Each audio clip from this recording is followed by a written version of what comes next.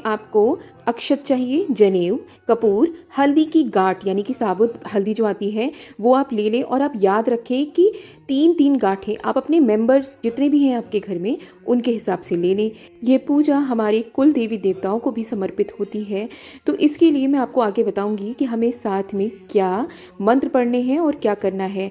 तो आपने जो हल्दी की गांठें ली हैं, साथ में आपको शहद, पान का पत्ता, जौ, सुपारी, सिक्के लेने हैं आपको, गुड़, तिल, गंगाजल, खजूर, दही, उड़द, गाय का दूध, हवन सामग्री, घी, दही, मूंग, गन्ना, रोली, जनेऊ, रुई, रक्षा सूत्र, ये सब सामग्री ज़रूरी होती है। लेकिन अगर आपके पास यह सारी सामग्री उपलब्ध नहीं है तो आपको केवल तिल, जो कि आप हवन सामग्री में मिला देंगे, गाय का दूध, आपको साथ में लेनी है हल्दी की गांठ और सिक्का।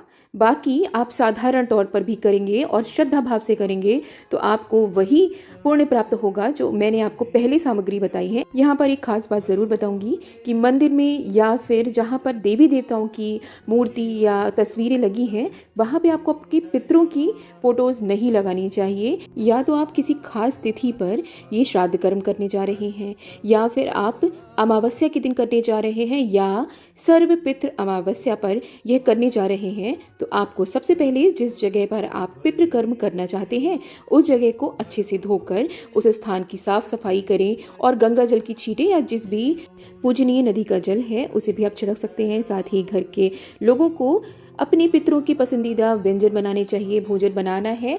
साथ ही भोजन करवाने के लिए एक थाली में भगवान के लिए थाली और एक पितरों के लिए थाली लगाएं। ब्राह्मणों को भी आपको जिमाना है। अगर आप ऐसे नहीं कर रहे हैं तो आप किसी मंदिर में भी दे सकते हैं बाद में जाकर। अब आपको क्या करना है कि गोबर का जो उपला या कंडा उसको जलाकर उस पर पितरों के लिए भोग अर्पित करना है। क्योंकि यहाँ पे मैं आपको बता दूं कि जो अग्निदेव होते हैं वही हमारे और पितरों और देवी देवताओं के बीच में एक माध्यम का कार्य करते हैं। वही हमारे द्वारा चढ़ाई हुई भोग सामग्री को देवी देवताओं या कुल देवी देवता या पितरों को तक पहुँचाते हैं।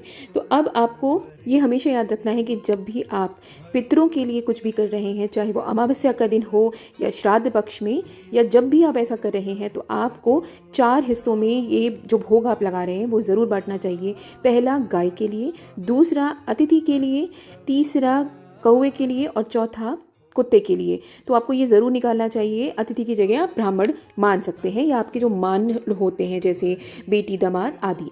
तो इसके लिए आप अलग निकाल कर उन्हें भोजन कराएं। और अब हम पितरों के लिए हवन विधि जानेंगे।